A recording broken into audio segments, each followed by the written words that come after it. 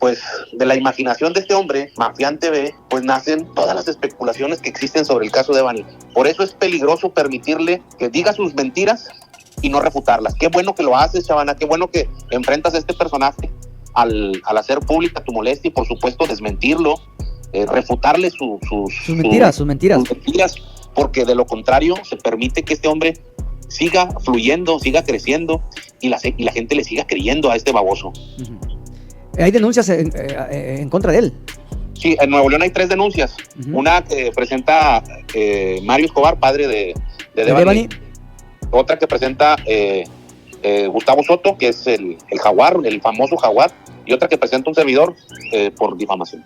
¿Y por qué no ha actuado la autoridad o por qué los procesos van tan lentos? Porque esto fue hace ya tiempo. Alto ahí, sobrinos.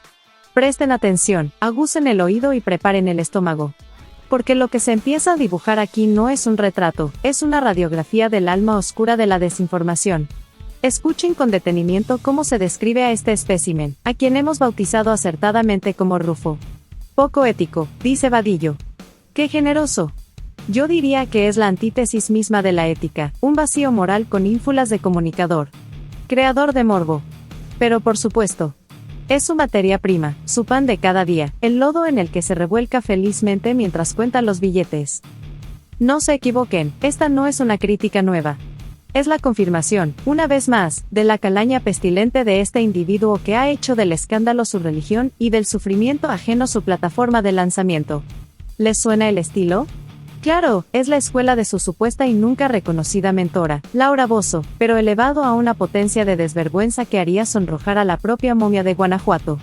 Este modus operandi, este banquete de carroña mediática, no es casualidad, es un proyecto calculado para lucrar con la ignorancia y el dolor. Es fundamental, es imperativo, que la gente decente de este país abra los ojos de una vez por todas, y vea a Rufo por lo que realmente es, un mercader de la miseria humana, un parásito que se alimenta de la tragedia. Inmediatamente despierto y prendo el telediario para saber la temperatura y lo que nos espera. Y en esos momentos se enlazan con un reportero y anuncia el fallecimiento de Carely, la hija de Lupita TikTok. Ya presentaba ella muerte cerebral hace algunos días y me tocó a mí decirlo en la televisión el miércoles. ¿Cómo no recordar ese cochinero? El caso de Lupita TikTok y su pequeña Carely, que en paz descanse, fue una tragedia que ese sujeto, Rufo, no dudó en manosear para su propio beneficio, y de paso, intentar salpicar a otros, como a Chavana. Mientras Chavana, según él mismo ha expresado en sus espacios, intentaba cubrir la delicada situación de Lupita TikTok y el fallecimiento de su bebé con cierto grado de responsabilidad o al menos dando su versión de los hechos, Rufo vio la oportunidad perfecta para lo que mejor sabe hacer: esparcir desinformación. Empezó a soltar datos no verificados, a crear narrativas paralelas y a generar confusión en torno al caso, todo para atraer vistas a su chiringuito. Criticar destructivamente a otros comunicadores, y aquí es donde Chavana entra. Mafia en televisión, en lugar de enfocarse en la tragedia, se dedicó a atacar la cobertura de otros, insinuando que Chavana y su equipo estaban explotando el caso, o que tenían algún tipo de interés oscuro, o que pagaban por exclusivas de manera indebida. Hubo señalamientos de que Chavana revictimizaba o que su cobertura no era ética. Lo que específicamente le molestó a Chavana, y por lo que tuvo que salir a contestarle a MFTV, fueron esas acusaciones de falta de ética, de supuestamente lucrar o manejar indebidamente la información sensible del caso de Lupita TikTok y su hija Carely. Chavana se defendió diciendo que él simplemente relayaba información y que las críticas de Mafian eran infundadas, malintencionadas y parte de su modus operandi de difamar para ganar notoriedad. En resumen, sobrino, Rufo hizo lo de siempre, agarró una desgracia, la retorció, inventó, difamó a quien pudo, en este caso a Chavana, señalándolo por su cobertura, y todo para monetizar el dolor ajeno y sentirse relevante. Una joyita de personaje, ¿no crees? Indignante es poco. Pasado, un tema que adquirió una importancia social porque pues se trataba de la hija de una influencer con ciertos padecimientos y el señor Chavana, que abría un programa de entretenimiento como ese show para apoyar a la familia. Entonces esto, haber sacado la nota en televisión más la red social, pues ya se convirtió en una noticia muy interesante, donde la gente estaba esperando qué pasaba y cuál era el desenlace, sobre todo cuando se tocan temas tan delicados como el estado de salud de una bebé, que se manejó en aquel tiempo que había sido entregada a la familia cuando todavía no estaba en condiciones y se abrió la puerta a una serie de mentiras que yo me siento muy triste porque en el intento de ayudar a una familia, pues la familia usó el medio para pegarle al hospital. Y esto detonó una serie de comentarios en la red social de muchas personas, porque empezaron a criticarme que había dado la noticia muy tarde y que yo había pagado 150,000 pesos a la influencer para que me diera la exclusiva y que yo le marcaba por teléfono y que como yo ya no recibí respuesta, entonces decidí sacar la nota del fallecimiento, de la muerte cerebral, perdón, de la niña. Y me metieron en una bronca. Yo dije, a ver, hijos de la tostada, yo buscando el apoyo de la familia bajo las circunstancias que ellos nos platicaban, y nada, salí raspado y salí con una serie de inventos de parte de algunas personas que usan la red social, que son, les llamo yo, migajeros de lo que hacemos los profesionales, pues para conseguir tráfico y tránsito en sus redes sociales, ¿no? Carroñeros. Carroñeros, son los carroñeros. Y entonces, voy a hacer una llamada con una persona que conoce muy bien a los que me pegaron, a los que me están manchando a mí y están hablando de mí cosas falsas. Y si me permiten, voy a hacer una llamada con el señor Víctor Vadillo. Estoy al aire. El querido Víctor Buenas tardes, Vadillo. Víctor Vadillo, ¿cómo estás? Muy bien, a tus órdenes. mi querido Estoy chaval. al aire en este momento en mi programa de redes sociales platicando de la triste noticia ya oficial del fallecimiento de Karely, la bebé hija de Lupita TikTok. Triste, sí, lo tuve conocimiento el día de hoy que de manera oficial comparten las autoridades el informe de la muerte, del fallecimiento de esta pequeñita chavana. Triste noticia, Hace unos días habíamos anunciado que te presentaba muerte cerebral así es. y que pues dependía de aparatos para seguir subsistiendo. Y hoy informan que tuvo un paro cardíaco y pues ahí fallece. Es un tema que yo estoy platicando aquí con mi público, mi querido Víctor, porque en el afán de ayudar, yo les digo a la gente que salí manchado, raspado, porque algunos carroñeros del internet aprovechan el tema que está muy mentado y se ponen a decir mentiras y las hacen verdades, o sea, sus suposiciones las hacen reales y hablan estupideces. Dicen que yo pagué 150,000 pesos a Lupita TikTok para que me diera la exclusiva y que yo usé el medio para haberme favorecido y que como yo le hablaba a Lupita TikTok y a la familia y como ya no me contestaron, decidí dar la noticia de que la niña ya presentaba muerte cerebral. Entonces una serie de mentiras de parte de algunas personas que usan la red social para sacar beneficio, hacerse los interesantes a costa del profesionalismo de algunos que nos hemos dedicado durante tantos años a hacer entretenimiento, pero hay que ponerles un alto. ¿A quién me refiero? Me refiero a un personaje que se hace llamar Mafián TV, que tú lo conoces mejor que yo no lo conocía, pero que hasta donde tengo información es un tipo que se dedica a contar historias falsas, las hace reales. Y tú mejor que nadie puedes platicarnos de quién se trata este individuo. Este personaje, mi querido Chavana, amigos de tu auditorio, gracias para empezar por permitirme expresar una molestia que tengo yo en lo particular con este sujeto, y lo digo desde el punto de vista objetivo. No quiero comenzar diciendo que el hígado me va a provocar que vierta yo las palabras que estoy a punto de decir, porque este hombre, yo les llamo alborotadores de las redes.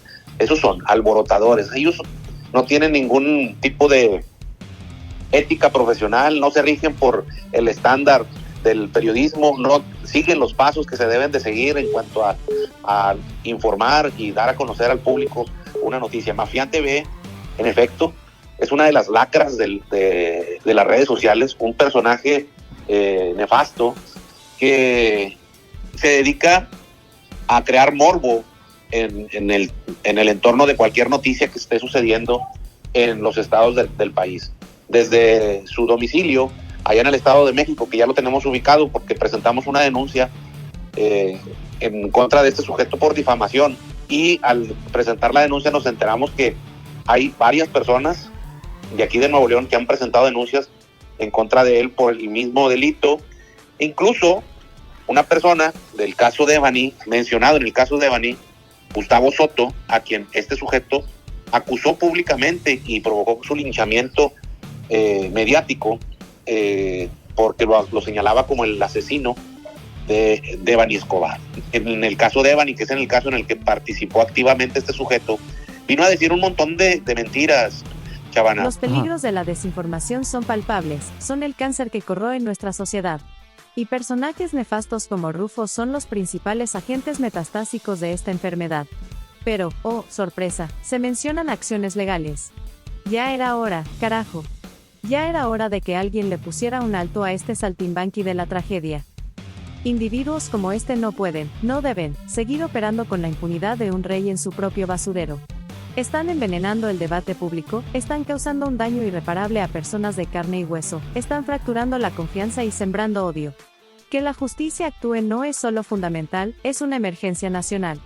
Que se sepa, que retumbe en cada rincón, que difamar, mentir, lucrar con la desgracia ajena y manipular a las masas tiene consecuencias severas, consecuencias ejemplares.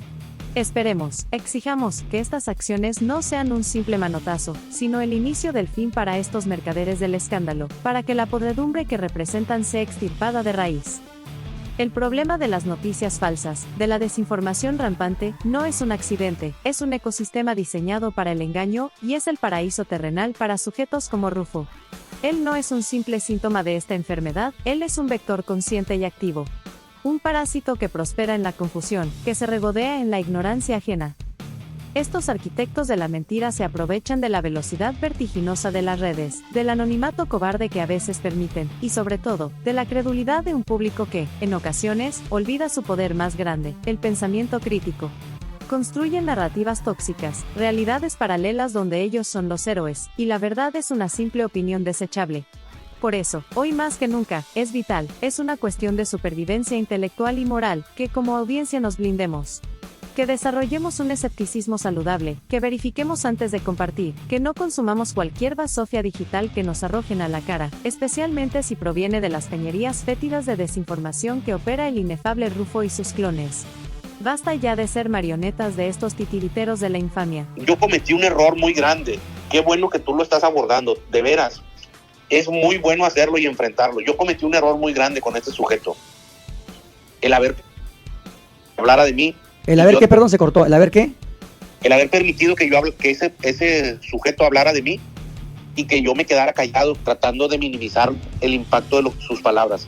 Porque la gente le compró esas teorías conspirarias. Todo lo que hay en el caso de Devani de conspiración, el 90% fue sembrado por ese sujeto. Ay, hijo de todo. Inventó que el cuerpo de Devani había sido sembrado en la cisterna y a la fecha hay un montón de gente alrededor del país y fuera de él que sigue creyendo esa versión cuando la ciencia forense establece claramente a través de los dictámenes periciales que ese cuerpo en el lugar en donde perdió la vida en el lugar en donde fue encontrada es el lugar en donde perdió la vida, de acuerdo a los exámenes de coagulación que se le practicaron. Dijo ese hombre que en el interior de una habitación se había realizado una fiesta y que en esa fiesta habían participado capos, incluso personas ligadas al gobernador de Nuevo León, cuando eso no obra en ninguna carpeta de investigación. Es falsa la información que él dijo, salió de su imaginación loca y pues provocó en la audiencia que les compraran estas falacias que él decía, y se volvió loca en las redes sociales con el caso, lo destruyó. Yo fui a dar una conferencia en la Facultad de Comunicación, Chavana, y ante un auditorio lleno, porque la conferencia que yo fui a dar era el caso de Devani, como la fuente de información contaminada. Hay un tema que me ronda la cabeza como mosca en pastel de bodas, una situación que, por más que la analizo, no deja de asombrarme por el nivel de, digamos, candidez que revela en algunos sectores.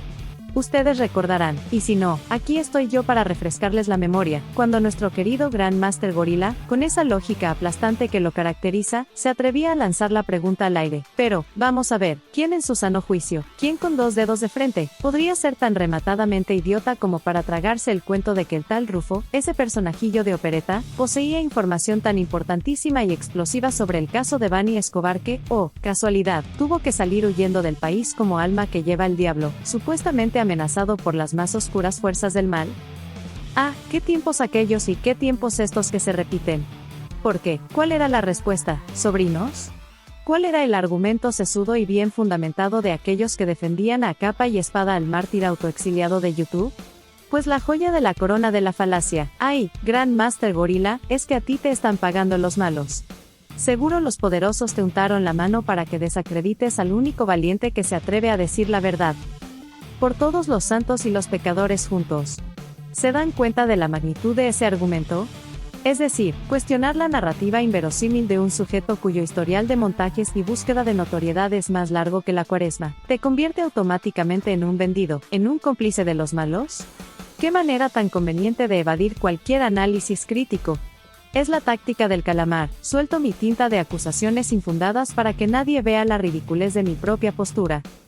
De verdad creían, y algunos tristemente siguen creyendo, que este Rufo, este aspirante a héroe de película de bajo presupuesto, tenía en sus manos la clave para resolver uno de los casos más complejos y dolorosos del país, y que su única opción era una huida melodramática digna de un guión de Corín Tellado. ¿No les parecía un poquito sospechoso que esa información vital nunca viera la luz de forma contundente, más allá de susurros, insinuaciones y videos monetizados con la tragedia ajena? La verdad, sobrinos, es que esa acusación de estar pagado por los malos es el escudo perfecto de los manipuladores y el grito de guerra de sus seguidores más fervientes, aquellos que han invertido tanto emocionalmente en la farsa que admitir el engaño sería como admitir su propia ingenuidad. Es más fácil atacar al mensajero que cuestionar al ídolo de barro. Es más sencillo pintar de villano a quien usa la lógica, que reconocer que su héroe es, en realidad, un vendedor de humo profesional. Porque, piénsenlo bien, ¿quién se beneficia de que nadie cuestione, de que todos crean ciegamente en complots y persecuciones dignas de un thriller? Pues el mismo que vende esa narrativa. El que necesita mantener viva la imagen del perseguido para seguir alimentando el morbo y, por supuesto, el bolsillo. Así que, la próxima vez que escuchen esa cantaleta de que les pagan los malos a quienes se atreven a dudar de estos personajes, recuerden esto: el verdadero malo en esta historia es quien juega con la inteligencia de la gente, quien explota la tragedia para su propio beneficio y quien necesita desacreditar cualquier voz crítica para que su castillo de naipes no se derrumbe. Cuestionar no es ser un vendido, sobrinos, cuestionar es ser inteligente. Y aquí, entre nos, ya va siendo hora de que esa inteligencia abunde más que los likes en los videos de estos farsantes. Yo decía, como periodistas nosotros tenemos la obligación de consultar todo tipo de fuentes, pero también tenemos la obligación de detectar cuándo tu fuente de información te está mintiendo. Es una obligación de nosotros, saber cuándo tu fuente de información está contaminada.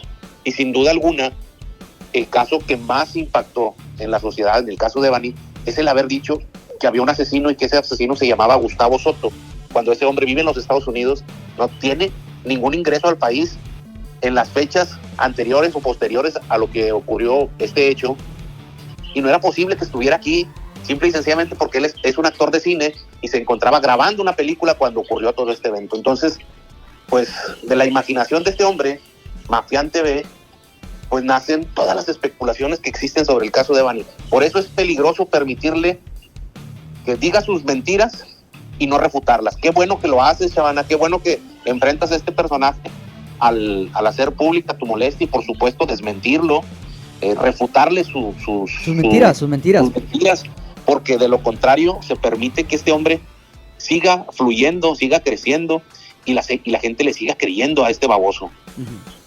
Hay denuncias en contra de él. Sí, en Nuevo León hay 3 denuncias. Una que presenta Mario Escobar, padre de Devani. Otra que presenta Gustavo Soto, que es el jaguar, el famoso jaguar. Y otra que presenta un servidor por difamación. ¿Y por qué no ha actuado la autoridad o por qué los procesos van tan lentos? Porque esto fue hace ya tiempo. Ya va para 3 años. Yo la verdad es que sí tardé un poco en decidirme presentar esta denuncia. también Mario, Gustavo también, todos fue una serie de denuncias que se presentan posterior al año de que ocurren estos eventos. Algunos hemos batallado por el tema de la prescripción del delito, porque la ley establece una temporalidad para denunciar. Uh-huh. La única que creemos que está vigente o firme es la de Mario, que sí se fue presentada en tiempo y forma, y Gustavo Soto es una víctima con una situación psicológica porque sus mentiras, las mentiras de Fabián Mafián TV, le afectaron brutalmente su estado emocional, su estado anímico, su estado psicológico. Claro. Y después de que libra la terapia y se puede, pues, ahora sí que reponer de este agravio, es cuando acude a presentar la denuncia. Y la mía es la que anda tambaleándose por el tema de la temporalidad, porque solamente tenemos un año, y sí entré después del año, pero yo estoy anunciándole a la autoridad que la ley dice que es un año después de que te enteras de que sucedió esa acción. Es evidente que las notas de él pues son muchas, y hay una que hizo recientemente, hace un par de meses, entonces de esa nos vamos a agarrar. Yo estoy asustado, mi querido Víctor, de la facilidad con la que agarra un micrófono, enciende una cámara, transmite a contar mentiras y las da por buenas. O sea, estoy asustado de esa capacidad del ser humano de ser una basura, de hablar de alguien sin conocerlo, sin siquiera estar enterado del tema, y puede decir cualquier estupidez, sin importar si es cierto o no es cierto. Entonces aquí está asegurando muchas cosas sobre mi persona que yo sí le voy a poner un alto, porque yo no voy a permitir que cualquier pendejo que agarre un micrófono y prenda una cámara y diga estupideces. O sea, yo sí tengo que decir, a ver, animal, aquí estoy, yo te contesto cualquier duda que tengas sobre el tema. Yo puse un programa... No lo va a hacer porque él teme enfrentarse a verdaderos periodistas. Él se enfrenta con gente incauta a la que se le abalanza encima, haciéndole creer que es un rockstar del periodismo, uh-huh. Pero con gente congruente, pensante, que no tiene ninguna necesidad de estar parado frente a una cámara. Es decir, gente que no está atravesando por una situación complicada, porque su principal objetivo son justamente las personas vulnerables, las que están atravesando por una situación compleja, que están sufriendo un delito, que son víctimas. A esas personas se les abalanza encima, parece un depredador, un cazador, un hijo de la chingada que como tú bien lo dices, Chavana, tiene una verborrea pero tan fluida que convence. Es un encantador de serpientes este hijo de la chingada.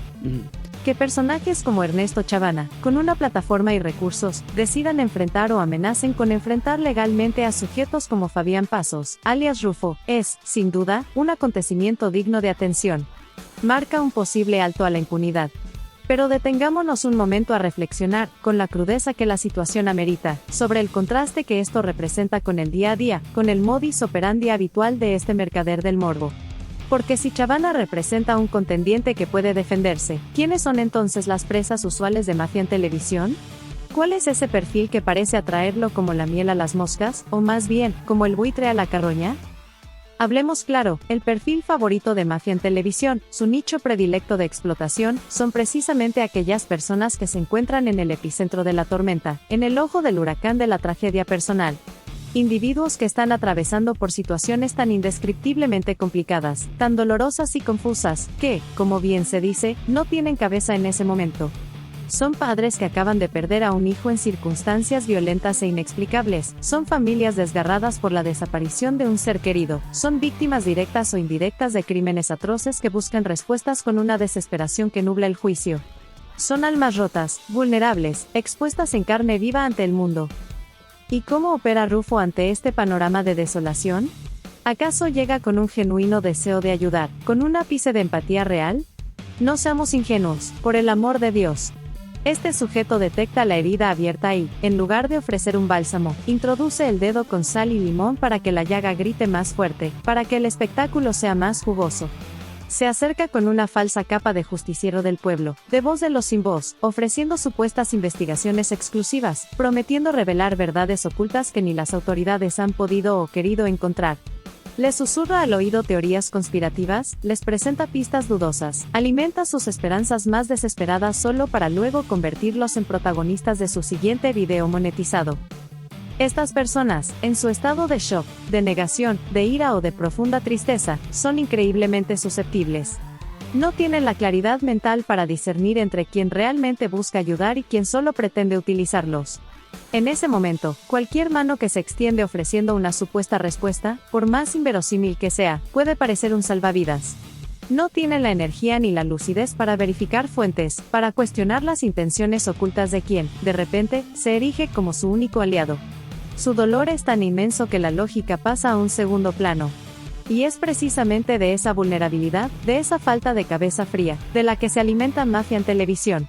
Sus emociones crudas, sus lágrimas, sus testimonios desgarradores, son convertidos en contenido, en material de consumo para una audiencia morbosa que él mismo ha cultivado. El daño que este tipo de periodismo inflige a estas víctimas ya traumatizadas es inconmensurable.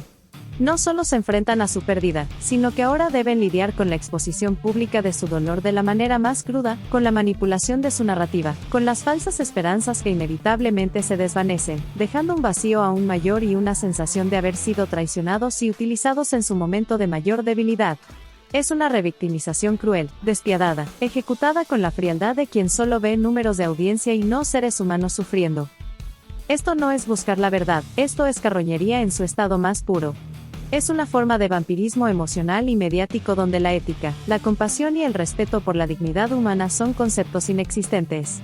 Que un individuo construya su carrera y su sustento sobre la explotación sistemática del dolor más profundo de otros, especialmente de aquellos que no están en condiciones de defenderse o de ver con claridad la trampa, no solo es reprobable, es una afrenta a la decencia. Es el acto de un depredador que elige a la presa más débil porque sabe que no opondrá resistencia. Por eso, cuando vemos que alguien con más herramientas, como podría ser Chavana, decide poner un alto, es un pequeño respiro. Pero la verdadera batalla está en educar a la audiencia, en fomentar el pensamiento crítico para que este tipo de periodistas dejen de encontrar terreno fértil en la desgracia ajena. Hay que proteger a los vulnerables de estos buitres que sobrevuelan las tragedias, listos para devorar hasta el último gramo de esperanza y dignidad. Bueno, pues acá se topa con pared y pues nosotros estaremos listos para responder cualquier ataque que pudiéramos recibir, conscientes de que nos estamos enfrentando a un tipo mentiroso, a un mitómano, y que basa su trascendencia en contar historias falsas y las da por buenas. Y digo, aquí la autoridad tiene que intervenir. ¿Sabes qué es lo peligroso, Chavana? Que se descubrió que este hombre no solo cuenta mentiras, sino fabrica mentiras. Eso es lo peligroso. Este sujeto contrata o se pone de acuerdo con personas X para decir que está entrevistando, no sé, hoy tengo la entrevista exclusiva con el líder no sé, de X grupo.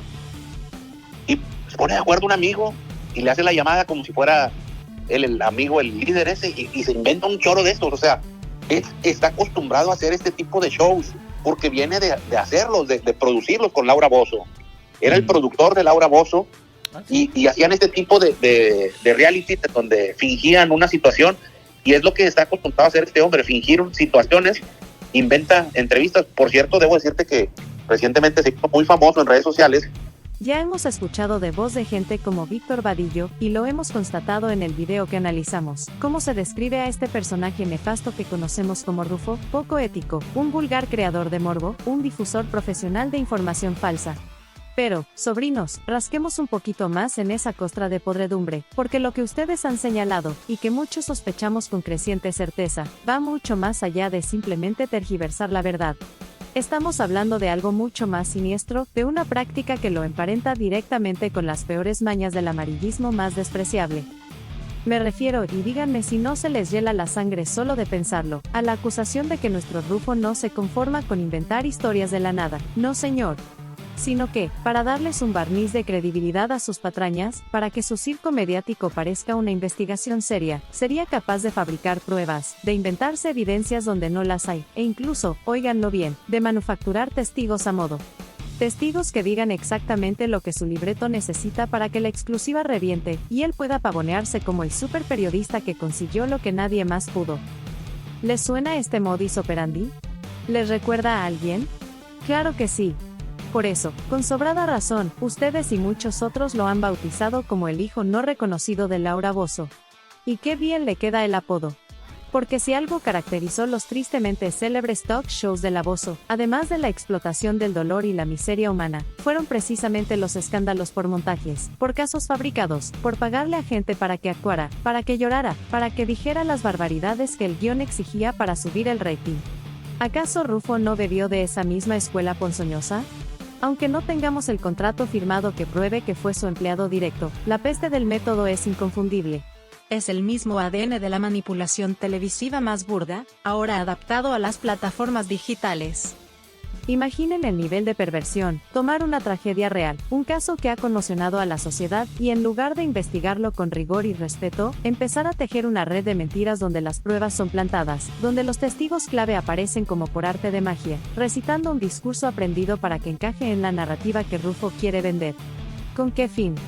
Pues con el de siempre. Engañar a la audiencia, hacerse pasar por un investigador intrépido que arriesga el pellejo por la verdad, cuando en realidad es un simple titiritero moviendo los hilos de una farsa. Vender la historia, inflarla, convertirla en un producto de consumo masivo para su canal, y así, llenarse los bolsillos y alimentar su ego desmedido. Esto, mis queridos sobrinos, no es periodismo. Esto no es ni siquiera nota roja de la más baja estofa. Esto es, lisa y llanamente, una estafa. Es engañar al público, es burlarse de las víctimas, es lucrar con la credulidad de la gente que, en su buena fe o en su desesperación, busca respuestas. Cuando un sujeto llega al extremo de, presuntamente, fabricar la realidad para ajustarla a sus intereses, deja de ser un mal comunicador para convertirse en un auténtico defraudador de la verdad. Así que, cuando Víctor Vadillo lo califica de poco ético o de esparcir información falsa, se queda corto, muy corto. Lo que ustedes señalan es la médula de su operación, la posible invención y fabricación de todo el andamiaje de sus impactantes revelaciones. Y eso, mis cielos, tiene un nombre muy claro y contundente: fraude. Un estafador que juega con la esperanza y el dolor y que merece no solo el repudio público, sino todas las consecuencias que sus actos fraudulentos puedan acarrearle. Que no nos tiemble la voz al llamarlo por lo que, presuntamente, es. Hablemos con justicia y reconozcamos los esfuerzos donde los hay, porque en este lodazal de la información digital, no todos los que se asoman a la tragedia lo hacen con las mismas intenciones ni, mucho menos, con los mismos métodos. Tomemos, por ejemplo, el caso de Víctor Vadillo durante la dolorosa y mediática desaparición y muerte de Devani Escobar. Vadillo, y esto hay que decirlo con todas sus letras, no fue un espectador lejano, no fue de esos que opinan desde la comodidad de un escritorio con aire acondicionado basándose en refritos de otros. No, señores. Él estuvo ahí, en el terreno, haciendo lo que se conoce como periodismo de campo, ese que implica ensuciarse los zapatos y enfrentar la realidad cara a cara. Víctor Vadillo recorrió las zonas importantes, estuvo en los lugares clave donde Devani fue vista por última vez, realizó entrevistas, palpó el ambiente, transmitió desde el lugar de los hechos. Intentó, con los recursos a su alcance y con su particular estilo, armar un rompecabezas complejo, aportar datos desde la primera línea. Uno podrá estar de acuerdo o no con todas sus conclusiones o su forma de presentar la información, pero el trabajo de campo, el estar ahí, el investigar in situ, es algo que se debe reconocer, especialmente cuando lo contrastamos con otros que fabrican sus verdades desde la distancia, sin más brújula que su imaginación febril y su hambre de notoriedad. Y aquí es donde la puerca tuerce el rabo, mis queridos sobrinos, donde la lógica parece tomarse unas vacaciones indefinidas y donde uno se pregunta, ¿qué clase de chicle se masca en algunas cabezas? Porque, como bien hemos comentado, y es un fenómeno digno de estudio para la psicología de masas, resulta que un segmento considerable de la población, esa misma gente que a veces busca análisis más, digamos, especializados o alternativos, esa gente que quizás sigue con interés a figuras como las Marifer Centeno de este mundo, que desmenuzan gestos, firman y hasta el aura de los implicados buscando una verdad oculta. Esa misma gente, o una porción muy significativa de ella, fue la que también le compró el discurso fantasioso y lleno de hoyos a nuestro impresentable Rufo. ¿Cómo es posible esta aparente esquizofrenia informativa? ¿Cómo pueden coexistir en el mismo cerebro el gusto por un análisis supuestamente detallado de la personalidad o la grafología, y al mismo tiempo, la credulidad más absoluta ante las narrativas inverosímiles y las exclusivas sacadas de la manga de un personaje como Mafia en televisión? ¿Acaso la necesidad de respuestas es tan grande, tan desesperada, que la gente está dispuesta a aferrarse a cualquier clavo ardiendo, sin importar si ese clavo está herrumbroso y envenenado? Yo tengo mis teorías, sobrinos, y se las comparto para la reflexión. Quizás, en la vorágine de un caso tan mediático y doloroso como el de Devani, la gente no busca una sola fuente, sino que consume todo lo que encuentra, en una especie de buffet informativo donde se mezcla lo nutritivo con la chatarra más indigesta. Tal vez, la desconfianza hacia las versiones oficiales es tan profunda que cualquier voz que se presente como rebelde o alternativa, sin importar su rigor, encuentra eco. O quizás, y esto es lo más triste, es que el morbo y el espectáculo venden más que la verdad sobria y contrastada. Rufo les ofrecía un show, con villanos claros, héroes improvisados, él mismo, por supuesto, teorías de la conspiración y la promesa de una justicia que él mismo impartiría desde su canal. Les daba drama, les daba de qué hablar, les daba un sentido de participación en una narrativa emocionante, aunque fuera falsa. No es que la gente sea inherentemente tonta, cuidado. Pero sí es cierto que en momentos de alta tensión emocional, el pensamiento crítico puede flaquear. Y es ahí donde estos mercaderes de la desinformación, estos rufos, hacen su agosto. Saben tocar las fibras sensibles, saben cómo manipular la narrativa para que suene verosímil para quien quiere creer. Se aprovechan de esa necesidad humana de encontrar sentido en el caos, de tener respuestas rápidas, aunque sean inventadas. Así que, mientras un Víctor Vadillo podía estar en el campo, recopilando datos, enfrentando los hechos tal cual son, con sus complejidades y sus grises, Rufo estaba, presuntamente, en su laboratorio de mentiras, cocinando la próxima bomba informativa que mantendría a su audiencia pegada a la pantalla, sin importar si en el proceso difamaba, revictimizaba o simplemente, estafaba la confianza de la gente. Y lo más preocupante es que una parte del público, esa que dice buscar la verdad hasta debajo de las piedras, terminó comprándole el cuento al flautista de Amelín equivocado, siguiendo la melodía del escándalo en lugar de la del periodismo responsable, por más imperfecto que este último pueda ser. Una lección más, sobrinos, sobre la importancia de mantener la cabeza fría y el criterio afilado, especialmente cuando el dolor y la confusión nos rodean. Hemos desmenuzado a personajes, hemos analizado sus tácticas, hemos expuesto sus presuntas fechorías. Pero ahora me pides que miremos más allá del titiritero, que observemos con lupa a esa mano invisible, a esa fuerza colectiva que, en muchas ocasiones, es la que verdaderamente aupa y sostiene el teatro de los absurdos. Me refiero, claro está, a ese segmento del público, a esa masa a veces informe pero siempre poderosa, que parece tener una necesidad casi vital de creer, de aferrarse con uñas y dientes a quien le ofrezca el relato más llamativo, la promesa más extravagante, la verdad más adaptada a sus miedos y anhelos. Lo hemos visto, como bien lo señala el gran Máster Gorila, con una claridad que asusta. Personajes como la mismísima Marifer Centeno, con sus análisis que para algunos son revelaciones cuasi divinas y para otros, un compendio de locuras, no llegan a la cima de la popularidad por generación espontánea, ni porque una fuerza oculta así lo decrete. No, mis cielos. Llegan porque hay un público vasto, numeroso, un segmento importantísimo de la población que la eleva, que la consume, que la necesita. Un público que, en su desesperación por entender, por encontrar culpables, por obtener respuestas rápidas a preguntas complejas, o simplemente por sentirse parte de algo que parece revelador, la convierte en oráculo. Y es aquí donde la cosa se pone verdaderamente profunda y, si me apuran, hasta trágica. Porque ese mismo mecanismo, esa misma sed insaciable, es la que alimenta a figuras tan dispares y, a veces, tan siniestras, como nuestro ya tristemente célebre Rufo, el autonombrado hijo no reconocido de Laura Bozzo. Hoy, el ídolo de barro puede ser una grafóloga que te dice quién miente por cómo agarra el bolígrafo. Mañana, puede ser un supuesto justiciero youtubero que te filtra la conspiración definitiva sobre el caso más sonado. Pasado mañana, quién sabe qué nuevo charlatán emergerá con una nueva tonada para encantar a las serpientes. ¿Qué hay detrás de esta necesidad imperiosa de creer en estos ídolos de barro? ¿Qué vacío intentan llenar quienes se aferran a ellos con una fe que raya en el fanatismo? Me atrevo a especular, sobrinos, que es una mezcla de muchas cosas. Es la orfandad que deja la desconfianza en las instituciones, en las versiones oficiales que a menudo se sienten frías, incompletas o manipuladas. Es la angustia de vivir en un mundo complejo, caótico, donde las explicaciones sencillas y los culpables claros ofrecen un falso, pero adictivo, sentido de control y comprensión. Es también, no lo neguemos, una búsqueda de espectáculo, de drama. Estos personajes no solo ofrecen información, ofrecen una narrativa, con héroes, ellos mismos, por supuesto, villanos y misterios por resolver. Convierten la realidad, por más dolorosa que sea, en un capítulo más de una serie que engancha.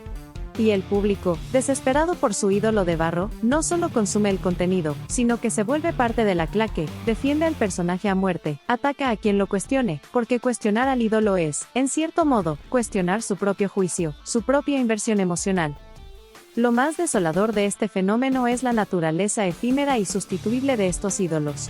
Como figuras de barro, se moldean con facilidad según las necesidades del momento y, con la misma facilidad, pueden resquebrajarse y ser reemplazados por uno nuevo, uno que prometa ser aún más revelador, aún más auténtico.